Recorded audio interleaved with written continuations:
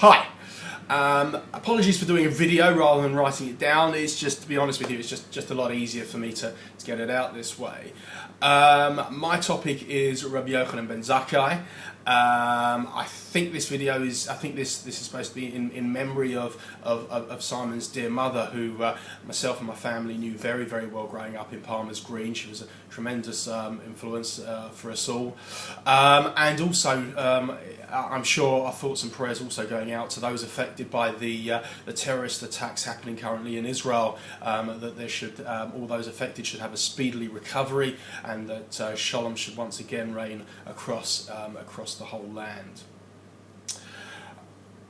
Imagine, if you can, the scene. You've sent your child to one of the premium learning institutions in the land, and by definition, I guess, in the world. It's like the Harvard or the Oxford of study institutions, and he's not doing so well. He's what you might call remedial. He's at the back of the class, and you go and speak to the teachers, and they say, yeah, he's okay, but he's not great. And then you find out what he has been learning, and you find out what he's been doing about it. Well, that's the situation that was presented to Reb Yochanan ben Zakkai's parents. Incidentally, Zakkai probably wasn't his father. Zakkai is just a name that means pure, so it was probably just like a pseudonym that was added to him. The Gemara in Sukkah 28a, that's Chaf Ches Amud Aleph, lists the various attributes that Reb Yochanan ben Zakkai had. And yes, he knew he was struggling in class. He was studying under one of the greatest sages of the day. Him and 70 odd, 80 odd other students were studying under Hillel, which was the place to study. But it says that he was bottom of the class. Nonetheless, he rolled his sleeves up, and it says that he would be the first one into class to study and the last one to leave. He would not waste time. He would not engage in idle chatter. And he focused, and he grafted, and he got to be pretty much the Nossi, if you can call it that, of the generation as a result. As an aside, and this will come up once or twice in this talk, I want you to think about, though, what studying Torah meant at that time. Reb Yochanan ben Zakkai was amongst the first of the generations of the Mishnah. So there was no Mishnah. Mishnah hadn't been written for another few hundred years yet by Reb Yehuda Nasi, who was sort of fifth or sixth generation, if you like. So learning Torah was very much an oral exchange. You'd go like you would to an ordinary shir, where you go and you listen to a speaker and you'd come away with a message, and you'd perhaps discuss it with your friends afterwards. Maybe there'd be halachic discourse on a particularly relevant topic of the day, or perhaps a Sedra portion. But it wasn't the sort of studying written Torah, don't forget it hadn't been written down yet, that we have today. So let me give you some background as to the environment that Reb Yochanan ben Zakkai was growing up in. It was a fantastically turbulent time in Judaism, a very interesting time for many. It was he was born in about 30. He was born in about 30 BC. There's some arguments and some disagreements as to the exact dates, and he died around 90 CE. So very much during the conquest by the Romans and the increasing dominance of the Romans in the Middle East at that time.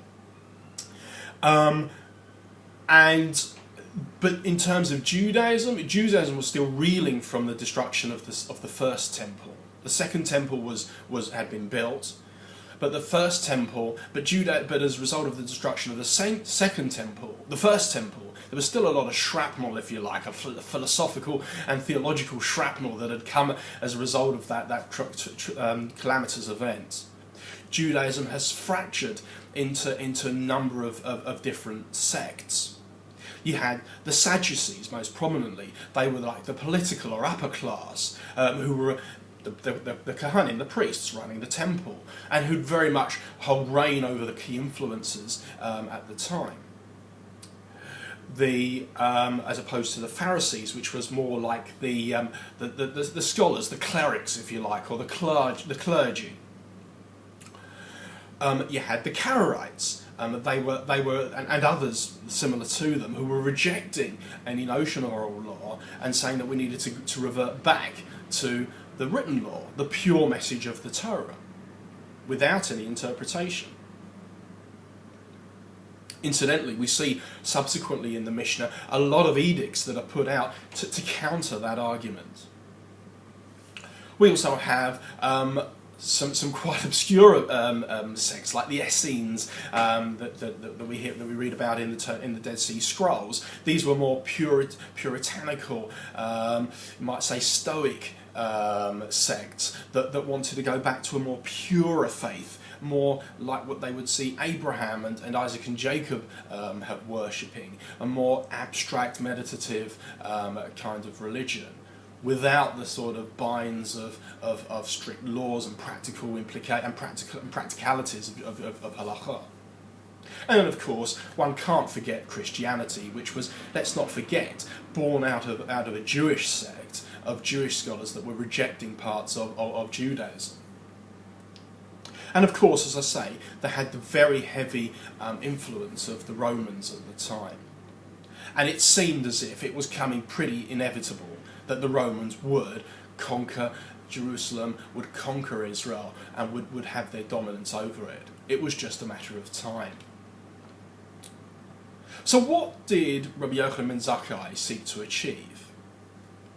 Well, firstly, he sought to achieve peace with the Romans. Now, it's not clear as to what position he was in to be able to negotiate on behalf of the Jews. Some say he usurped the reign of Shimon ben Gamliel as Nasi over the Jewish people. Don't forget, we've just come out of the period of Zugos, where you had pairs of a Nasi and an Av Beis Din. A Nasi being more of a sort of spiritual role, or a leadership kind of role, whereas the Av Beis Din was more of a practical kind of halachic kind of role. This Reb Yochanan ben Zakkai represented the transition or the exit from that stage into a more sort of monolithic kind of hierarchy, if you like. He invented the concept of semicha and rabbinate, and ordination of rabbis, as a way of establishing rabbinic law over what I've said earlier about the Sadducees. Don't forget, the Sadducees were taking control of the temple. And at that time, the temple was seen as very much the focus of Jewish law. But the Sadducees were seen as very much being corrupt and being under the influence of the Romans. And so Reb Yochanan ben Zakkai sought to wrest the power away from the Sadducees and empower the people more by ordinating rabbonim. And so we have rabbis as a result of his as a result of his academies for the first time. And he very much democratized the religion, encouraging others to study Torah and to see that the law didn't need to be given to them from Judaism didn't need to be run for them by the Sadducees, by the temple, and that there were other aspects to the religion that could operate quite clearly away from the temple in our day-to-day lives. His view with the Romans, well, as I say, he sought to sort of negotiate with them. He sees them as a necessary evil. And the Gemara in Gittin in 56, on page 56, talks about his negotiations with Vespasian. And he's criticised for those negotiations because puzzlingly, he doesn't seek to push away the Romans, but as I say, accepts that they're going to win over, and says instead, asks to establish a yeshiva, an academy, a Torah academy, and a Sanhedrin, obviously, a court of Jewish law in Yavna. Now, Yavna was miles away from where he was. Some say it was actually it was proposed by the Romans. Actually, it wasn't him that suggested Yavna, but it was at the time. It was more like a refugee camp, really, like a temporary dwelling where displaced people from other parts of the Roman Empire would often go, and it was very much a cultural, cosmopolitan place that really wouldn't have been the most desirable place to set up a yeshiva like that. In fact, we find that so Reb Yochanan ben Zakkai's students don't actually follow him to Yavne and only go there once he's left. So whether it's his springing into action and taking control of the negotiations, or whether it's his students disagreeing with his decision of Yavne, that there is a lot of controversy over to his leadership. As I say, he instituted the rabbinate as a way of establishing his dominance. But he also, after the destruction of the temple, instituted a number of decrees that would be in memory of the temple. For example, we've just had Sukkot, and whereas in the temple we would shake the four species every day of the Chag, outside of the temple they would only shake the lulav and esrog on the first day. He instituted that after the temple that people should shake the lulav and esrog every day in memory of the temple procedure. Personal thing for me as a Kohen, he instituted the duchening and the fact that Kohanim must remove their shoes before going up to bless the people.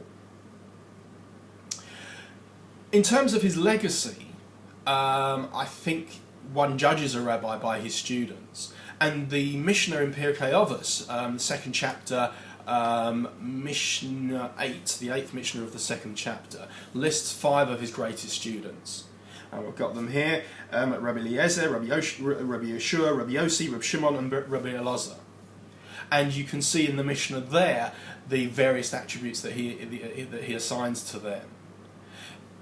These names will be familiar to you if you've studied any Mishnah. They also appear in the Haggadah as being with Rabbi Akiva and Rabbi Tarfon in Bnei Barak. And they appear very profusely through the whole of the Talmud as being authoritative figures in defining halacha at the time. I hope you found that interesting. Just one more point. Rabbi Yochanan ben Zakkai is buried in Tiberias in the north of Israel. You can still go and see his grave, but obviously, if you're like me, you're a Kohen, that's not a lot of use to you. I wish you all the very best, and Shabbat Shalom.